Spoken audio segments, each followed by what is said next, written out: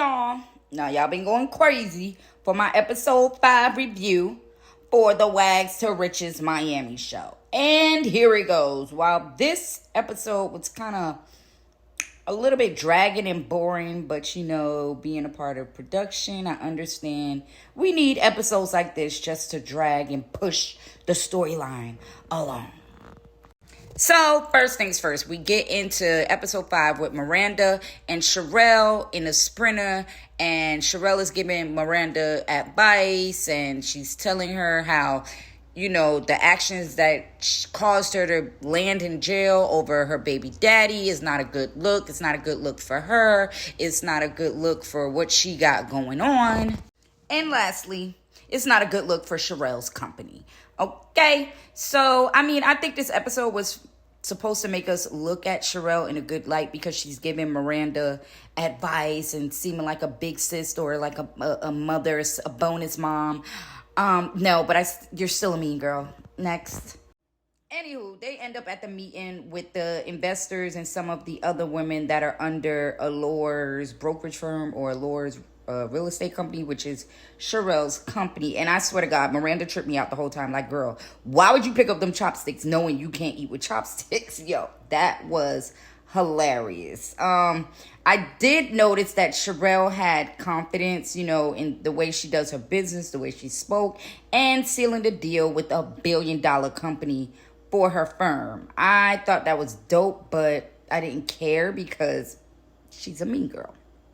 Like, for a normal girl, I would have been like, oh, you doing your thing, girl. Yes, let's get it. But for Charelle, I was like, that's cute. Then it gets into Porsha and Berto. Porsha wants to have an at-home birth. Berto doesn't. Porsha wants to have a girl. Berto wants to have a boy. The doctor gets into the complications of giving birth at home and how it's better to just give birth in the hospital. And Berto is excited to hear this news that it's better, that he just wants his wife to have the baby at the hospital. And he's just excited or happy that the doctor revealed that it's just better to have the baby at the hospital. This scene was very much giving, there's nothing to see here, folks. Moving right along.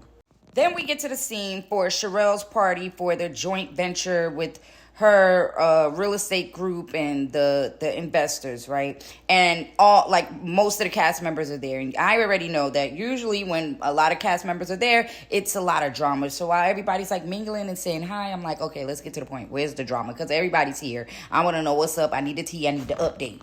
So for the most part for this scene, I was sitting like this. And I'm like, maybe they're trying to just keep it cute because the white boys that's invested in their company is there and they don't want to get ghetto, so it ain't no drama. So I was about to count this scene out. But then I seen Sade walk in and I seen how Ashley looked at her.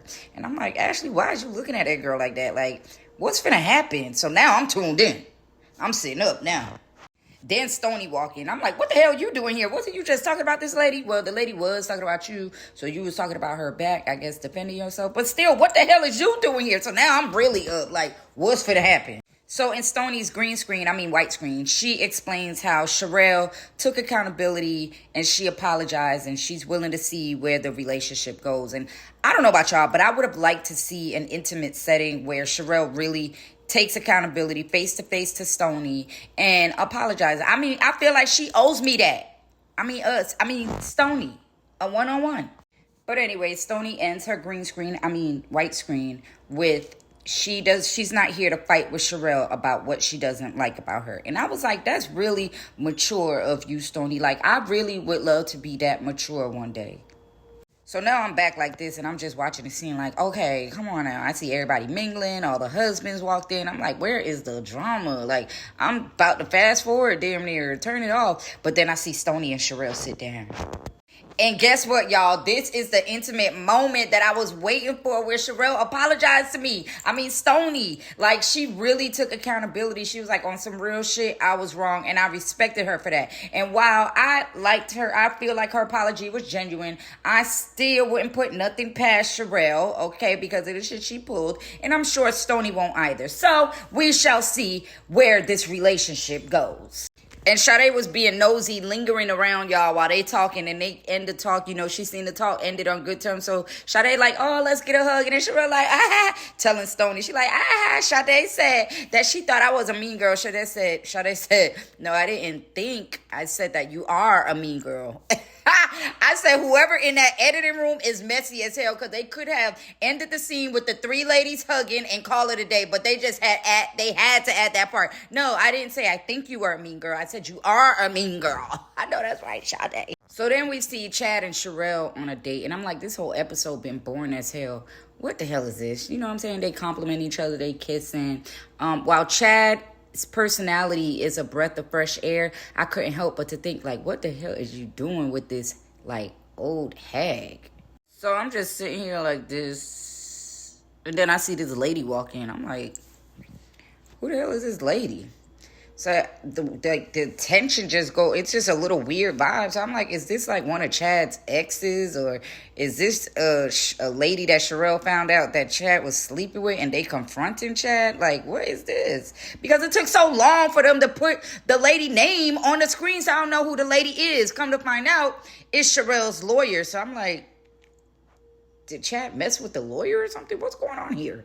Then Chad's lawyer walk in, so I'm like, what the hell is going on? Then they start talking about a prenup, so I'm like, and then Charelle start listing all her stipulations or things that she wants, and the first thing is like a $3 million a year alimony, and Chad is like, huh? Like, bitch, you wasn't supposed to say that on TV. We ain't talking about this. Like, what are you talking about? So Chad's reaction was my reaction, like, what? Like, huh? Like, I almost fell off the table. I wasn't even at the table. Like, $3 million a year, Charelle? Like, for what? Then it's like $3 million a year every year on their anniversary. And I'm like, is this like an allowance or something? Like, Charelle smoking crack? What's going on? Anywho, Chad ain't going for that ish. And I'm like, yeah, dog, don't fall for that. Like, I ain't married, so I don't know if it's normal. But can somebody tell me, like, why when people get married, one spouse has to pay the other spouse? Like, I don't understand the logic behind that. But again, like I said, I'm not married, so I don't know how it go and if that's normal, but I think it's dumb. Y'all ain't even get a divorce yet and you want to take it all. Like, I didn't like this scene. I get Charelle trying to protect her assets and her brand and all that stuff, or whatever she's trying to do, but it's giving control freak or money hungry. Like, I'm like, Chad, if you ain't seen all the other red flags that I seen, this is your sign to run. And then every time her lawyers speak, it's giving unhealed woman rather than a professional lawyer. Like, she arguing with Chad or going back and forth with Chad as if he's sleeping with her or they done slept together. Like, lady, calm down. This ain't your husband. You don't have a past with this man. Why are you so, like, what? Like, it's giving unhealed. Then Charelle wants a percentage of the Nightcap podcast or whatever Chad's earnings are from the Nightcap podcast that he's on. And she's like, he didn't come in on that podcast. He started getting on that podcast or started doing the podcast when we got together. So I'm like, Charelle, did you make up the name or something? Are you the reason that he got on the podcast? I highly doubt the answer is a yes to either one of those questions. So then I'm like, love bug. Just because you might have maybe helped create a topic or made a cameo here and there, you're just, that's just supporting your spouse. That doesn't mean you get a percentage of what he make off of that. Like, it's just giving control freak and money hungry, and it's giving Chad, nigga, you better run. Then at the end, they get into an infidelity clause, and given Chad's background of infidelity-ing, I felt like $500K if you cheat was quite fair.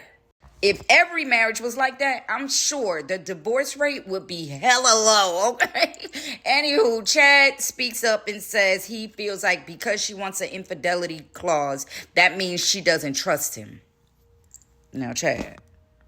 Anyways, this last scene was the only scene that had my adrenaline running and not liking Charelle again until she had the infidelity clause. Then I was like, girl, you on to something. You my girl. You might be mean, but you smart. You a smart, mean egg.